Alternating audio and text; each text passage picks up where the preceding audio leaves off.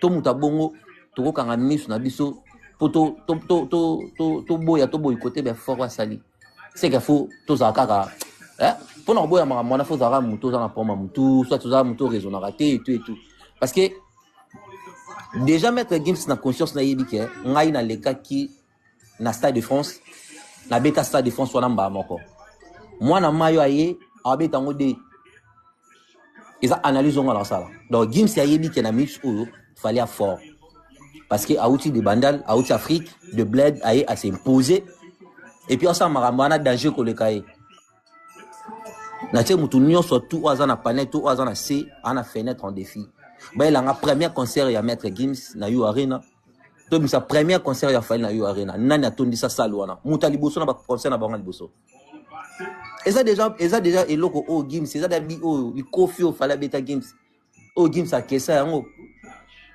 Et Dédé fallait ailler et Dédé Gims a bêti sa défense mbala encore une fois et puis ça adapté 42 000 places et 72 000 personnes et fallait ailler dans l'espace il y a 36 jours à Sali sold out et puis à tes deuxième date.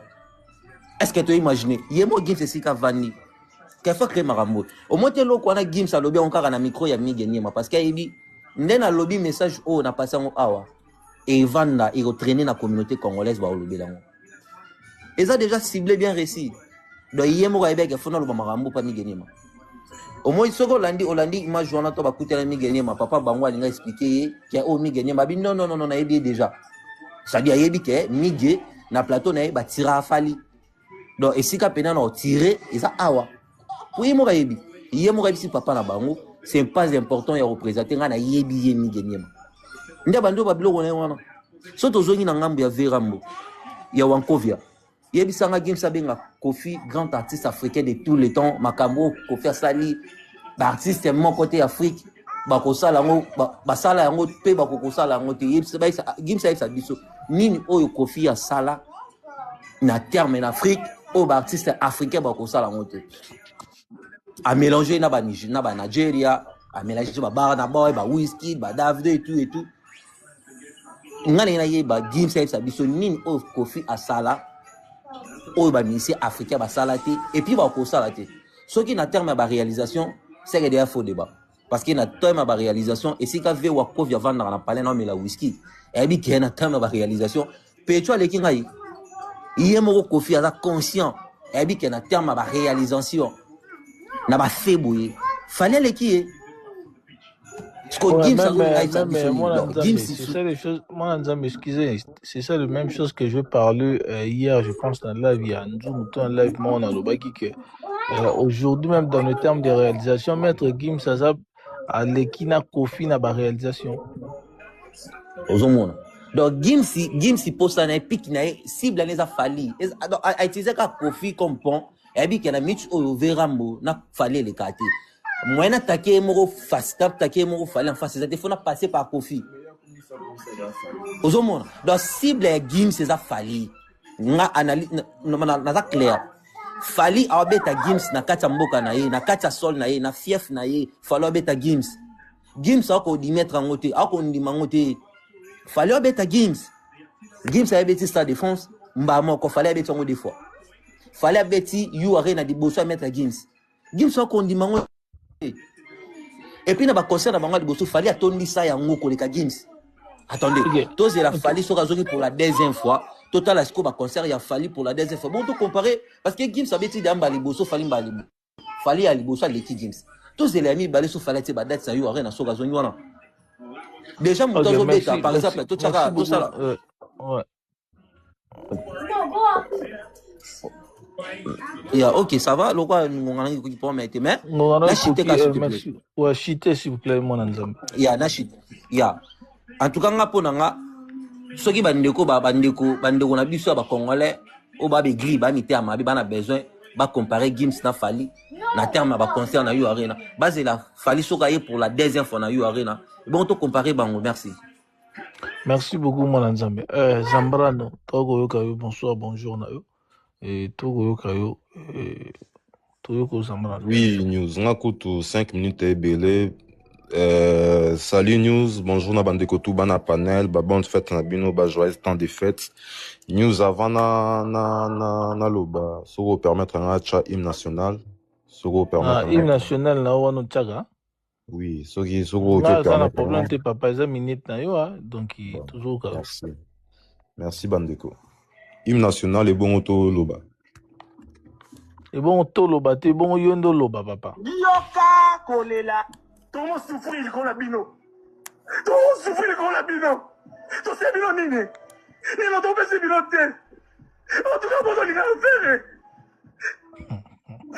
O ka bozo ni na fere. O mo souffrir bino mo.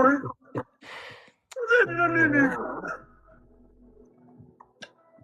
Mobutu, c'est quand général Miko,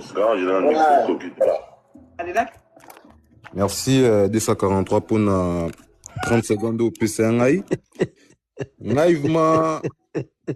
Oh. Yo, moi, c'est comme quoi.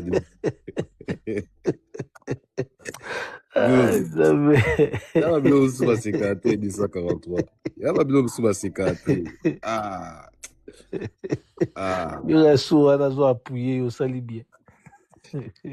Naïvement pour na makambo a Gims oyo nani 243. Omoni ngai na pour na makambo bilo lo baté. Donc so give moi boni bo comparer Gims na Aigle parce que présentement Aigle ndem to beta Gims. Biso ko na terrain na ekuna to que toute la stade de France. So ge boni bo to ça débat fali na Gims mais bol ba pe na Gims non a que retourner stade des martyrs wana comme ça total là ceux qui ba fan ya ferré bako aider ba tondi sa stade des martyrs. Donc ba debo tout aux monde en dette c'est ndeko moko to lo ba tantôt il y a pas longtemps moni Gims a migé puis azul kalu kama polémique moko a débat les angatina parce qu'il y a trop jaloux présentement stade de France wana biso tout lango deux fois. Donc azul nga ça qui jalousie mais Aigle déjà zané muto no wifi présentement aza en mode no wifi.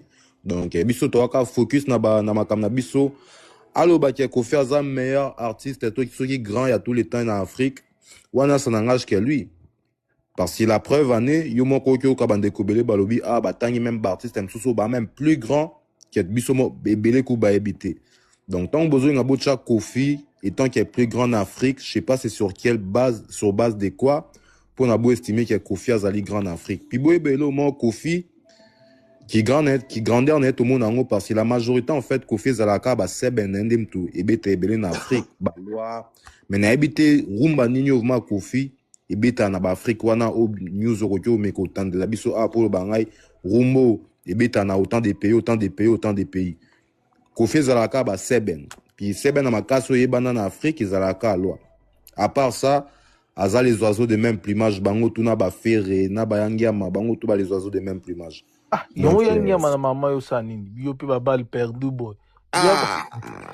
Ya bazate ya bate Dani calcio tala mutuna on panza ba pion Bango tout bazar les oiseaux de même plumage 243. Bango tout bazar des oiseaux de même plumage. Donc bayangia ma bakofi bango tout ngai Aigle a biso stade de France toto là et aussi la péanate après toute la sous en Angleterre après to zongi sous en Amérique. Donc ba surprise est belé.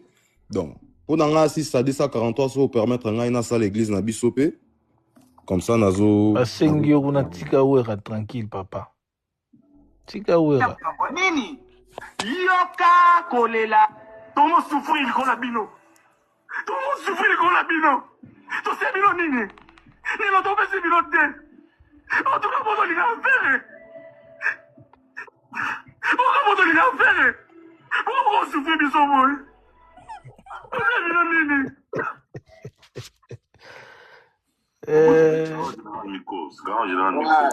donc boy no lobana général ya maître Gims général aba fan à maître Gims soka lingi ali la té lokola général aya na panel la news batandena président Kalso batandena président Tony batandena swag comme ça tout ça débat ya Gims na fali comme ça mona ki biso ba warrior tozana bargima liboso Gims a bank sa biso na elote.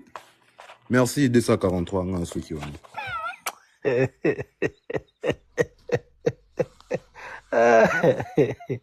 Les amis, soyez connectés à Newsbar, l'homme qui a amené des VAR dans la musique congolaise, président Calcio, toujours Gayo. Bonsoir, bonjour. Nous avons nous a calmé. Va. Oui. Oui, comment Daju, tant qu'il y a un concert à Gims, à celle moi 10 mois vite fait. Alors, Gims, là, meilleur artiste français de tous les temps. Alors, il y a meilleur artiste français et pardon congolais ou ni le meilleur artiste français de tous les temps. Donc, il y a un propos à Migenima. Maramo Gims, le bagage na micro ya Migenima. Gaulois tout. Là, j'ai même ma main coupée. Gaulois tout. Azad d'accord, na Gaulois tout. Azad d'accord, non. Et qu'on fait le meilleur de tous les temps. Moutaro sa maman, qu'on fait ça dans la musique Afrique. Gaulois tout. Azad d'accord. Des singles aux d'accord, on a 100% des paxés. Et ça, le couta. Mais moi, à propos, on a été au bilan, on était pour ça, à propos, on a été. Exemple, les gars, on a pu surtout bimano, mon kila débat. Kofitan a zora ING na news. Débat presse à Mindele, à l'oba capacité. Mais tant qu'on y a pas de débat, journaliste, des éléments, journaliste, des éléments, à l'oba gazo fait à obéta ING na 20 000 places. Tellement bien qu'il y a des débats, des éléments. Tant qu'on Gims a dit que Gims a dit que Nabuzo bana rolo bana débat presse à Mindele ta rolo bangoti. Tellement bien qu'il y a des débats éléments migenima, c'est non fatigué va propos bongo. Tellement bien qu'il y a des débats éléments migenima, c'est normal fatigué va gérer propos bongo. Mais soit qu'il y a presse à Mindele la route va propos bongo. Pour ça, na bateau, ba salimier qui est Kofi d'Afrique, baza tellement élevé. Ndeko Mati, quand micro, s'il vous plaît. Donc, ba sali tellement mieux qui est, n'est-ce pas, tu le vois, ba Yusundo. Ba sali tellement mieux, mamwe belé qui est Kofi. Il m'a zaki pas mi genyema, azé lema, et qui bimara ba popo bimiwana. C'est normal, ba trini, ba popo bongo. Oh, biso do yebi ke za bongo te. Mais pas Gaulois, et ça normal, ça passe, parce que pour la banque, il est ainsi dit l'Éternel, et ça, oui, amen. Pour Gaulois, c'est normal. Mais bisbik, et ça faux. Qu'on fasse les gens, oui, respect, qu'on fasse les gens, mais contestant, moi, ça, mais, à ça, les gens, comme des et comme des Gims Saloba qui non, y est Kofi, et ça, Marambo, y a ça, la musique, but, mais c'est moi, au salango. Bah, mamoubi, na bourg, na, sur bir, na boy, au salango, qu'on fasse salango. Ah. Vous n'avez pas de disque d'or certifié, c'est qu'on fasse ça. Vous n'avez pas de Grammy à qu'on fasse ça. Vous n'avez pas de stade dans l'Angleterre, on a ce qu'on fait. Qu'on fait à part qu'on a bien sûr opinion sur qu'on fait un stade à part qu'on a évité. C'est des choses, c'est des éléments au lieu. Badou ma chronique, c'est des éléments au ma chronique. Net sur ma Marlène, Marlène, tout ça, tout comme à 3 heures. Nous sommes au cas émission psychote, au cas live psychote, tout ça, tout comme à 3 heures. Pour air one équipe, on a été bordé, on a autorisé. Là, on a petit bordé, au Kitsangai, au Changana Mounene, et qui met tout comme à 3 heures, et ça, on a suffoqué. C'est bien. Ouais. Si on a bien bête bordé, quand on a fille, on a, et ça, on a dit au Kitsangai. Non, c'est là, 3 heures. Il faut un matin, on a un matin, à 3 heures. Pour les gens qui les a ouverts, ils ont qui parlent susté au kangano micro. C'est moment de au soleil, on a sur la bouée. Non, occupé, non, tu passes un élément. Ah, si c'est non, aussi, c'est non, ma bien, na bango, orchestre, na bango, tu as joué na 3 heures. Tu es na bavard, nous, tu es na 3 heures, l'élo, tu es bavard. Mais, respect na Kofi, à grand. Madame, les gens de tout le temps, tenus en solo baki, ou Gims Salobi, que non, depuis Afrique et Zalafrique, Maramo, Kofi a sali, la réalisation, Kofi a sali, Michel Moro, même Gims, c'est un lait qui n'a le bec à meilleur de tout le temps. Ça veut dire, assez basé na bani. Na barkimo, ils a soli, que non, côté boisa fort, na terme, ba concert, na terme, ba salle, il y a un poussé qui a la meilleure de tout le temps, parce que Kofi, grande salle, Kofi a béta en Europe, tout yebi. Ex-Bexi, à pas ex-Bexi, Kofi a béta sous Paris, a béta ING Arena. Je suis sûr que tu vas être ING Arena, banane bazana ba capacité ba beti na France. Na capacité ba ING ba doit être capacité pardon minene ezala fait falina faire. Voilà. Kofi ça la muneno a beti en Europe ezala Bexi ex-Bexi pour dire 17 000 places parce que ING Arena ezala 17 000 à 15 000. Si yebisanga sur réalisation ni au kofa sala au mission mode Afrique sala ngoti pour benga dans tout le temps En plus, le bac marambo ya sala, mission mota sala on déjà l'époque. Il y a soyons sérieux. Tous amis à malam quand même. Mais ça va propos na muta ko lo bané le route. Mais tous c'est là à 3h, na bi ke bande que bel bon ça. Et puis tous c'est là à 3h. Oh, est-ce que nous comment wana papa yozo toi. Bientôt 2h. Tout le monde à 3h. Pané za na ngom faire. On est au sol là sur bien pour penser. Bébé spiritas beta mbata kuna. Donc voilà quoi. Mais pour ngai ba migeni ma bango tu wana bata sendeni. R yango yo botala comme si bande ko na bino banani ba ale kuskusakana comme de bazala kitalo nde bakomi. Bolo ka bosala mamuna bino bien pour lobby et sopa bino te pour lobby soki boye zala trop tard te les gars. Marlène toujours c'est la 3h. News pardon 3h. Katata live dans 4 ou 4 no live. Pardon 3h quand tu sais 3h. News va. Merci beaucoup, Président. Tous ndeko Paris, ndeko Paris. Bonsoir, bonjour, non ndeko Paris. Ouais, bonsoir à tout le monde. Merci pour la parole. Merci pour la parole. Donc, Desinga Pinza, no choqué moi mouké. No choqué moi mouké, ndi aigle et moko lobaka na choqué no moi mouké. Donc, ba oza la show, ba ti ba capture enregistrement vidéo. Bon. Fali ninga za boye. Viwana za mystique fort. Il est tellement mystique. Batu ba okoka étoile na été, batu ba okoka ba niveau na été. Donc, ekomi ko salisa batu bisala sala. Donc, auto monde na TV muke mais na ba privé place bon ba vandaka.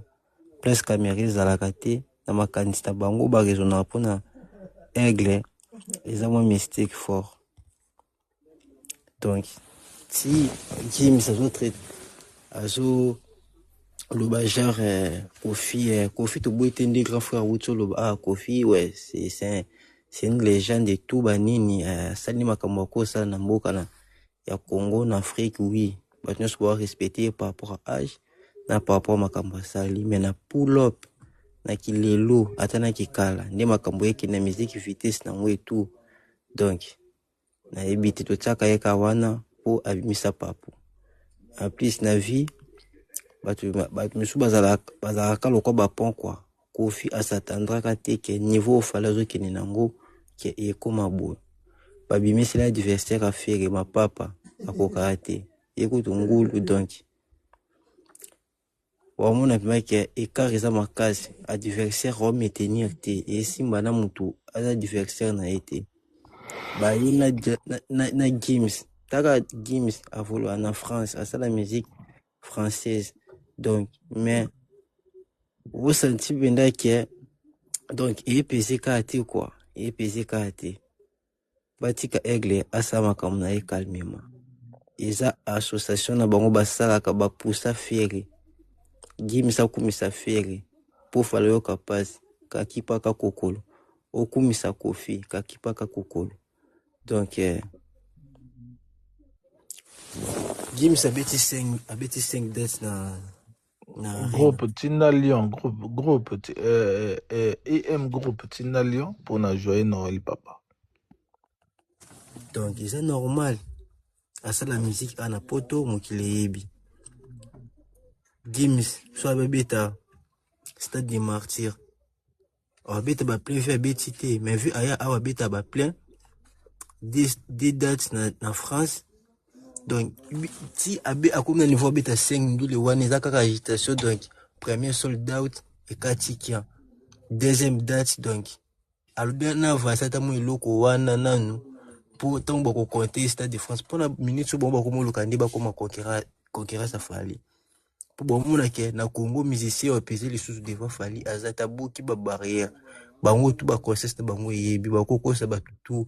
Musique za nango bongo mbanga et tout ba to mona ke me bongo ba yebi ke na minute na be fali au top likolo adversaire azate si ba comme na niveau ba misile adversaire ya libanda to kati si ba pays bo kati si bo seya ba continent boyo tout ça na James mais vu que aigle pas makasi bakoka te. Donc eza likambo ya temps mpe eza likambo étoile vie wana étoile nesengaka ezala bongo bakomba esili te bakomba très fort mais aka likolo unité de mesure aigle. Donc baza bongo calme Kofi tia publier nini faut affiche à mettre Gims donc bakambo nyonso bosala bongo bula bango ta kefalo yo kamutema passe moto ayebaza na trône na nzungu na maboko donc abanga na ete babo wasala bawaka ba mopepe vers concentré était une nouvelle chanson ngo utso beta lisu a ekangi donc bako pona ete asimbi wapi ba place basila kasi ba place ni a renouveler makam batika fera milaka diamba kufa milaka ba whisky ndeko wane les garaté papa on est les garaté frère Emmanuel toko ka bonsoir bonjour frère Emmanuel. Merci beaucoup News. Je pense que nous allons intervenir qu'à loi congolais par rapport à intervention virale dans le réseau par rapport à intervention à Gims na journaliste Miguel. Salut Polydor. Il faut déjà comprendre que Miguel c'est un jeune mais aîné donc à moi N. Alors N naie et ça là que parce que même question là ils ont si tu sens tu vas comprendre qu'il va préparer Kiango. Vous voyez ça? Va préparer Kiango et c'était pour un seul objectif.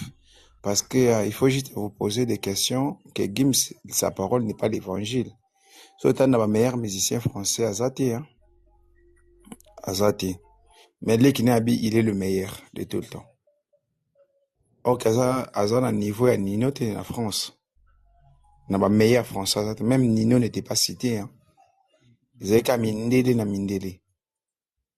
Donc bache ba Stromae ndeko frère Emmanuel ndenge yo na liste na oyo moniki yazate est-ce que y a une moyen que tu puisses nous montrer liste oyo ou bien on koki ko la sabiso liste auto yuko mona ou bien on koki ou bien tu peux nous apprendre na liste mob quelque part au kotanga la biso. En fait je crois que la dernière émission c'est une émission française. Ça parle de la musique que j'ai oublié. J'étais en train de citer les 10 meilleurs musiciens français. Donc, Naboussani cite, mais ils ont publié ça pendant qu'ils citaient... Ndeko frère Emmanuel, comment fait-il que Ngai n'a l'émission Mambo, ils ont le bien Makambo, ou peut-être, je me sens intéressé, nango, mais comment fait-il l'émission Nganazota la Kena? Na kangi titre émission, tu na kangi comme émission te. Pendant que l'émission ana Mambazoloba, et Bazolobela, et ça m'intéresse aussi d'autre part na ko bénéfice na hipe ko apprendre bandero misus pe ba ko za posa nango et na kangi na nga te nga na zuka maloba balobi na émission mais émission on a yebi na ngango te. Je pense que déjà na le barabulo que ça vérifiable alors je pense qu'il faut y ba musique le kanga. C'est tout ce que je sais. Te ngaka te na ko yeba musique le kanga frère Emmanuel yo po ko yeba musique le kanga. Vous êtes accro, sauf que les informations, on s'ajoute. Vous voyez ça? On se complète dans les informations. Oui, bien sûr, on se complète aussi. Yo pe lobite ke nga foga na ibaga nyonso koleka yo. Non ndeko na nga. Non. Yango babilo msusu yango zo komela ba journaliste be ba oleka na ba YouTube. On les prend comme si de meilleurs, ba yebi nyonso. Donc, bangoka ne bakoki ko analyser sur la musique. Donc, frère Emmanuel, toi tu ne peux pas analyser sur la musique. Donc, bangoka ne ba yebi nyonso. Donc, bon c'est même chose yo koki ko apprendre ngape news kendeko tale logo boy zaki boy. Moi, j'accepte ça. Na rondima Emmanuel, tu m'apprends quelque chose. Et ça te que nga fona iba nyonso na musique tellement métier to du domaine na nga kota musique, ça te que na iba nyonso. Il y a des choses aussi tu peux m'apprendre ou bien koki ko laksanga. Kolaksanga lobite ke nga naza kolaksanga lobite ke user supérieur koleka batunyo sote on se complète toujours. Il y a aussi des choses que moi je connais pas ndeko msupa il peut m'apprendre ngai nanzimaka nanga nango ngai nanzimaka nanga yango omoni donc bozo rabiso teto yango ndeko micro s'il vous plaît. bozora neti bata ba YouTube ba biso tu bozora biso te kaka ke toyebi tout toza na information nyonso yango siko place ezotiaka bandeko neti bino Emmanuel etiaka bino na ba erreur to na ba défaut misusu ke otalaka nyonso news alobi eza vrai te nyonso te ngai news na koloba eza vrai to nyonso te ba journaliste tout baleka wana ba koloba eza vrai quand une journaliste passe dans la télé pardon pour parler quelque chose il faut aussi toi-même tu poses prendre le temps nga soki na lobi ke eloko moko boye yo sentir un peu flou il faut aller vérifier après okoya ke ndeko news eloko olobaki jour tel okosaki biso to soit olobaki yango bongo te to olobaki yango ndenge esengelaki te donc news ozana raison mboloba ondeko nanga mboloba ona raison parce que moi comme mboloba o eza vérifiable te aujourd'hui nous tous nous avons des téléphones, il n'y a pas quelqu'un qui pourra te dire que je pense que pour information échapper Moutou, c'est grave. Et surtout aujourd'hui, nous avons un problème avec les journalistes congolais. Ce ne sont pas des journalistes d'investigation, mais c'est plutôt des journalistes des tendances qui ne nous informent pas, mais qui en fait, ils pensent qu'ils t'informent, mais cependant que il dit des choses où ils ont déjà wana. Or que le travail d'un journaliste, c'est d'aller nous faire découvrir en fait des choses et peut-être vérifiable aussi. Déjà, je parle de notre frère, je sais que je le critique pas, je n'ai rien contre lui, mais moi, je demanderais à ce que Miguel part vraiment à sa formation, s'il n'a pas eu. Donc, qui se sous-estime pas. Parce que déjà, l'invité pèse un journaliste sur Zaranaï. Par exemple, soit Ali Kofi, quand il parle dans des plateaux, il y a Mindele. Et quand il parle devant ces journalistes, vous sentirez, il y a une nuance. Il change d'attitude, il change de langage. Parce que la personne qui est en face de lui ne pèse pas. Vous voyez? Donc, c'est-à-dire, la personne qui est en face de lui, il est aîné, qui a quelque chose dans le lobby, contre Moutoumou, oui. Attends, ils ont une vérification, moi, j'accumule, j'accepte. Et ça va passer. Par exemple, l'information que Gims l'a donnée, moi je pense, si c'était les journalistes blancs, comme je le vois, ils vont te recadrer. Parce que on ne peut proclamer un grand de tout le temps par ses réalisations. Et je ne pense pas que Kofi Olomide a des réalisations qui peuvent être comparables ni à Burna Boy, ni à Wizkid, et d'ailleurs même à Fali. Ça, on doit se le dire. Il n'a aucune réalisation. Et on ne peut pas les citer. Même si tu étais en train de fouiller dans tes arrière-pensées, tu verras que le frère, il n'a pas été très spécial. C'est pourquoi dans tout le liste de tout le temps, vous verrez qu'il n'a jamais été à Paris comme au milieu des 10 grands légendes africains. Je l'ai jamais. Tout le temps, là, quand on parle aussi, il y avait des Gomorra, tout le temps, il faut peindre, tout le temps, là, n'a pas koufa, n'a pas envie. Bazara, na tout le temps. C'est ça. Vous avez raison. Il y a une différence entre le meilleur artiste, le grand artiste de tout le temps. Vous voyez ça? Quand on dit de tout le temps, on va te ramener Youssou, on va te ramener dans même Koufa Kala. Ils sont dans le tout le temps. Vous avez raison. Et là, ça change. Même si tu le fais, aujourd'hui, il est toujours musicien. Mais si tu fais parmi les 10 meilleurs musiciens africains, il n'apparaît pas. Si tu fais parmi le meilleur musicien de tout le temps africain, il n'apparaît pas. Parce qu'on nous place quelqu'un qui est par ses réalisations. Et tu sens que peut-être le frère voulait plaire, peut-être à son grand frère ou à son père qui l'a posté.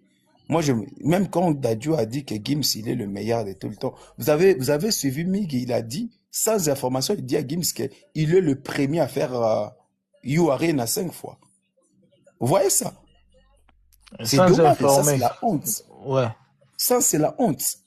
En tout cas, moi je dirais à Mig, moi je vous écoute parler, je sens que Olobaga pose na monoko. Mais au réfléchir. Voilà, on a Miguel. Miguel, oui. Il parle parce qu'il a la bouche. Et parce que la bouche a pour rôle de parler. Mais il ne tourne pas son cerveau. Tu sens il est dans trop... Il Il est vraiment dans le buzz. C'est comme s'il n'était pas journaliste, il était juste quelqu'un là qui est là pour le buzz.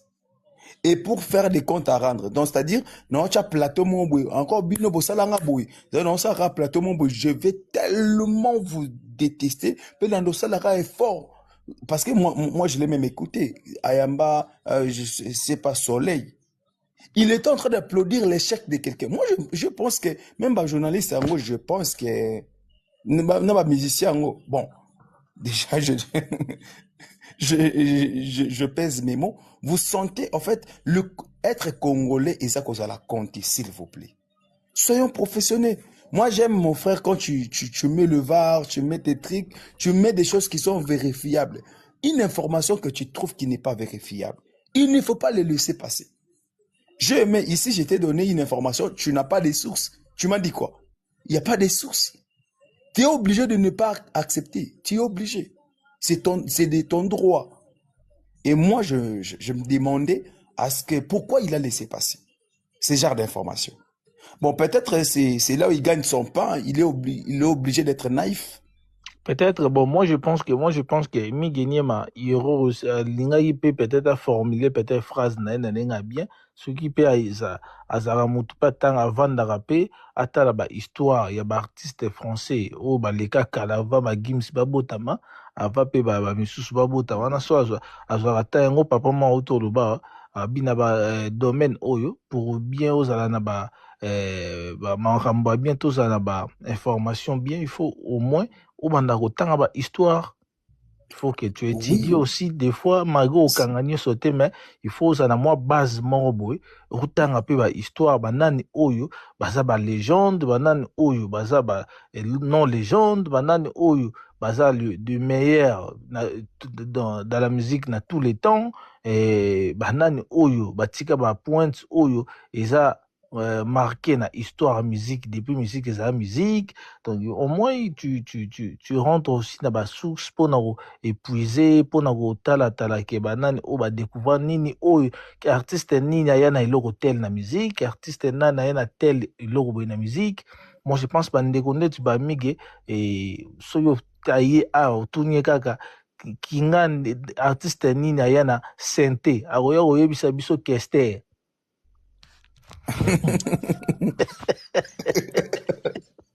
Alors non, tu n'as pas tort. Maintenant tu comprends parce que oui parce que sur autour mige nana yana synthé la musique congolaise a roloba kester pendant qu'ils a kester te synthé ça là déjà va kester. Oui donc pour chuter news Maman Molobio, parce que si tu veux faire de quelque chose ton domaine, s'il vous plaît, pardon, tu es obligé de te former. Tu es obligé d'aller, je ne sais pas moi, peut-être que ça la tabac cours moroboye, qui vont t'apprendre sur quelle base on appelle quelqu'un légende et pourquoi on doit l'appeler le meilleur de tout le temps. C'est ça. Tu dois avoir au moins des informations. Et quand quelqu'un passera dans ton émission pour dire telle personne est le meilleur de tout le temps, tu vas les recadrer. Directement, tu vas le dire, papa, on a comment ça. Parce que moi, avec tout ce que je fais, c'est mon travail à moi, c'est à moi de te dire qui est le genre ou pas. Mais ce que tu as dit là, ça passe pas chez le blanc. Ça passe pas. Je mets ce qu'un frère a dit ici. Il y a de ces émissions qui ne passera que chez Miguel. Et tu seras meilleur là-bas. C'est comme une borne au pays des aveugles. C'est lui le leader. Et moi, je demanderai à mon frère, sans rien contre lui, il a vraiment envie de chercher à se former. Et moi, je le trouve qu'il est courageux, bien que tu sens qu'il tourne pas les cerveaux. On doit se le dire. C'est pas dans le mauvais sens. Il tourne pas les cerveaux. C'est pourquoi vous verrez un bagaba tabajaranaye. Donc déjà, qui n'ont rien dans l'analyse. Donc pour Kolobake, musicien analyste sur base de quoi? Analyste, tu as écrit quel revue à ta ouvrage, il y a 2 pages par rapport à tes analystes. Vous êtes des youtubeurs, vous cherchez que de l'argent de vie, peut-être. Ils ne sont pas des analystes. Et moi, je pense qu'il est grand temps. S'il veut vraiment faire de ces mondes de journalistes ou de chroniqueurs sa profession, moi je lui demanderais tokoluka d'aller pe vraiment. tokoluka toyamba ye awa tellement bango bata ya YouTube bakoma kokima biso bata Facebook bata TikTok pardon bakoma kokima tokoluka ye toyamba ye Yamba ye conseiller le rôle à ndeko na yo. Moi je pense que Aza déjà courageux c'est bien, mais atanga Aza na poto hein atanga. ah papa moni eloko nga nalobi ke yo koki apprendre nga mais bango jamais koyebisa bango bongo Jamais jamais ndeko akotia bagrade tout succès na nango nga nayebani baartiste tout akotia yango nyonso papa akoloba oyo mamu nga alobi na yo te mon cher je pense même pas mon akoloba no frère, mamu moi nga alobi j'attends les parce gens que qui vous insultent. Moi je suis tes vidéos. Et si j'ai accepté de monter sur ton live, moi je suis pas trop accro musique, mais je suis dans le monde. J'aime bien la culture générale, j'aime bien m'informer et tout. Et moi je pense, un jour je dis à une personne, quand tu critiques news, il faut critiquer quelqu'un avec argument. Il faut pas critiquer quelqu'un parce qu'il a dit une chose qui t'a pas plu. Tu vois là, on est en train de critiquer son interview. On les critique avec argument. Pourquoi? Parce que ils nous ont pas donné des arguments et c'est eux-mêmes qui nous ont donné un piste de les critiquer. Et c'est-à-dire, c'est comme quelqu'un qui marche dans le base. Il n'a pas besoin de se faire un nom dans le monde des journalistes, mais il a plutôt besoin de faire des choses, le rôle à, excusez-moi, David Mombele. Tu sais, il dit rien, il fait rien, mais il se dit, nana, succès. Il se contente de ça. Mais en réalité, dans le monde professionnel, il n'est pas un journaliste. Ce n'est qu'un youtubeur qui a son plateau. C'est ouais, tout. merci beaucoup Nego. Merci. Emmanuel tozwa maman na biso po tozwa ndeko na biso avec depuis longtemps. Lettre K, bonsoir, bonjour. Lettre K. Lettre K, oza te.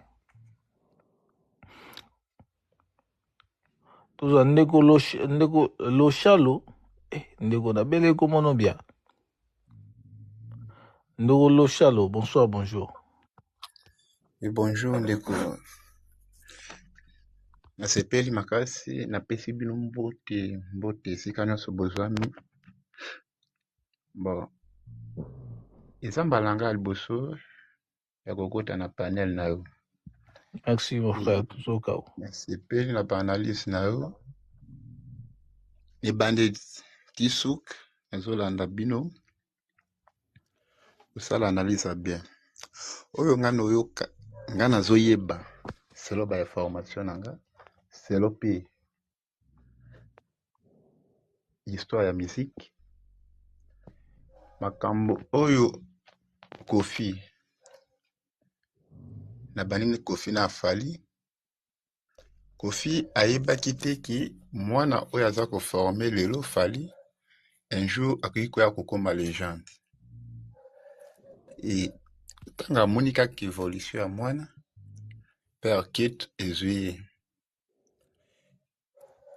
tango Kate wana ezui bon azondima lisusu mwana na ye te akomi koluka mwana na ye bon on est trop focalisé par rapport à des choses. Il y a Gims et Gims a parlé par rapport il y a Kofi Olomide et avec mon Pepo et Pessi par rapport avec cette polémique et Pessi voilà et par rapport à tout ton tour à Fali Popa. Ok, ngana banaki pa Kofi pona ya ko chiter pa Gims po makambo oyo Gims alobi oui tango to solo langa na yo en face réalité ya makambo emonana na miso tango Mick ayambaki Gims soko otali attitude ya mutuna oyo abanaki kotuna Gims okoyeba na miso ke non eloko oyo ezalaki bien préparé ekozalaka boye eloko oyo azoloba lukuta po miso no yango moko yemona Gims aza congolais bon na regretter makasi pas biso ba congolais po tolingaka muninga azala liboso na yo te tolinga pe muninga akoma na niveau na yo te Gims akanisaki te que un jour il y aura un congolais oyo akoki koya kozala na succès na monde lokola ye ntango aye komona Fally akomi na niveau moko boye oyo ye akomi nango lelo epesi ye kitu. Il pensait qu'il fallait akosuka kaka na Afrique. Et mpona koloba na question na réponse oyo apesaki yake Kofi aza légende de l'Afrique. Bon, une question qui est banale chez moi. Bon, jamais napesa réponse nga mutu oyo naza na succès naza pe na voix moko oyo soki nalobi bato ebele balandaka nga. Et depuis ces jours-là, il a perdu beaucoup de fans nae parce que ye ami se résumaki question wana réponse wana kapo na Congolais. Or, il a touché toute l'Afrique. Na ba réalisation. Nini oyo Kofi asala na Afrique oye akomi légende de toute l'Afrique. Eza honte pona ndeko na biso Gims, tebi ke Gims aza na succès na ye abanda lelo pete. Aza na succès. Mais ko comparer Gims na Fally nga na kosala analyse wana te parce que mutu na mutu aza na makasi na fief na ye. Gims toyebi kaza na succès na France parce que akola na France abeta musique na France. Et komona mutu auti Congo ayembala moko kana fief na ye obandi ko frapper nga na kozala na mutema bete po nga fief o na somba yango ekomi yanga. Comment est-il possible mutu mususu aya abanda kozwa succès kolekanga kolo fief? Ok, merci beaucoup Ndeko. Minute na aussi to ka maman lettre K. Nonanga ozoloba ese bazo makambo bane oloba bakomaki yango to kando bane kokanisa. Oloba nanga. Oui, façon ozolobela malembe ngana okanisa kutu makambo ozoloba bakomeli yo soit yo moko bikomelaki yango siko ozotanga yango na façon ndenge ozolobela na ndenge ozokendele. Lettre K, uzaona? Lettre K. Lettre K, est-ce que uzaona tozate? Bon, lettre K zate 24 chrono togo ka. Wow, salut, merci Music. Bon, na lobi mabe lettre 24 chrono. Et puis ma bongo te. Non, lobi be bien l'Europe doit ça discours. Nga lingo employé ko employé discours te nga lobi ndeti bazo yemo ndeti yemo ka komaki. Siko azo tanga mama komaki ebi mabongo. Abimi loa papa sango dans la tanga papier on a dit. Tika ndeko ko papa. Ah, yo pe. Bon. News va. Ouais. Nga c'est pelika gabo parce que tato loba ki fallait un niveau Bandeko to tapoter la verre, to s'abonner pe, to partager ba contenu na biso na TikTok et na Facebook s'il vous plaît, to repartager s'il vous plaît. Bandeko tout va pour ça rejoindre groupe Yavar, tiga numéro na auto ko na groupe s'il vous plaît. Pour na repartager ba contenu partout ndenge zalaka. Voilà. Donc tant nga ibsa ba congolais qui fallait à son niveau ya ba débat la congolaise té ba to cha ati siko ka bango moko po ba luka ba débat wana ba kimisi leader na bango ndeko tika numéro na privé awa te ndeko ba kozwa numéro na yo ba okine ko katelo générique tika numéro dans une box na privé et au ça bien. Lelo tokomi liboso ezalaki niyo ntango fallait azwi disque d'or na ye ekomi bani akomi bisa bafoto niyo bani azwa ba disque d'or ebele Longwe. Toyeba ni na makambo ya ba Stade de France. Ayan soki nani ana ya kamura soki ba nani. Bon, news. Nga sepela ga pour parce que bango mo ba comprendre déjà que papa na bango a forte. Bon, pour la Gims. Nte na banana na Mige Nyema. Mige Nyema azaine na bila oloba, mais lo buma ye ya langue. Donc, pour ça la ni interview na e, ressentir en OK alobaki elo wa balunga alobaki wana eza na ngote. À part question na tunaki pour question na ezaki na rien à voir na concert na e, na concert au Gims abetaki. Bref. Donc, Mige nega ndeko na biso toloba ndeko na biso Emmanuel fo luka ameka kokuma professionnel ayekola. Na eba Gims. News nga Gims bani na yo yeba na kimukolo nga eba na Gims te. Le numéro tout tapoté s'il vous plaît. Ah bon? Donc Gims bana yeba été. Na yo se rappeler les loke ya muko mais 24 chrono. Jomo ba beti bo mon bina portugais na mama na danse job danse wana. Ah non moi ba challenge na fort Joana fona luka wapi danse wapi Jomo bazubi na danse bo asali clip na ba asali clip alati batune ba kwa ba mbila bo na ba mbila wana clé wana ba mission na biso Joana fona luka Joana abini si yemi ya la de azalaki na concert à Faliti. Vous avez été ba lever le rideau. Oui, na mona ki na bi Joana abini si yemi ya la de. Ouais. Donc Gims, moi je me rappelle, na 2015-2014, ya moura ibisanga gete ya okukana na Gims, na fasha, na yeba Gims, angote Gims ango seki. Na yebite su na panela toza ane toza bisotu, ezala muto a yebi nzemba Gims de bandeliti na suka, na yebi na ngate. Gims oyo bani Gims oyo aolo babilobe la Gims wana bani to mona ba video azo téléphone au kanga fali photo ti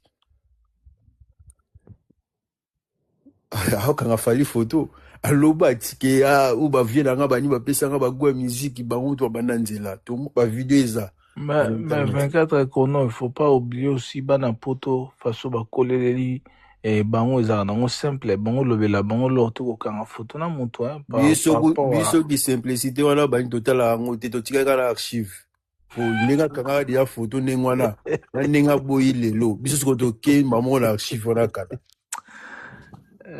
ça li biso ko bien donc pas mon moi si wana suki Marlène suki nani news bande ko biso basi elo photo comprendre que ceux ba komi na âge moko boyi bazana ba foyer te bazana mibalité ba komaka ba perdre ba pianté papa ko penser ba pianté ba perdre Dakar ça n'engage que moi ba perdre Dakar on ba perdre Dakar pour ba propos na tenir au senti que muto bimisa haine abimisa kana ou azara na ngo pona mutu moko pour papa moko ya famille pour na mobile ya mutu moko boui pour na grand frère ya ba leki na ye moko boui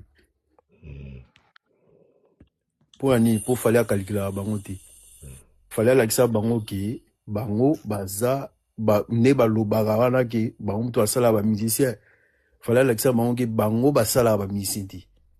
Combien de temps déjà fallait salir les gars na ba émission là ya ba youtubeur voilà ya ba chroniqueur combien de temps formule 7 de l'eau combien de temps et betara fallait les gars ngo bani pour abalo ba ke biso to sala bino fallait les gars pour appeler cela rien mais besoin monate au moins te que trouble alors mais ndeko na ba golwa ba biye na bino etele mikuna bani lokola et que ko ya Lumumba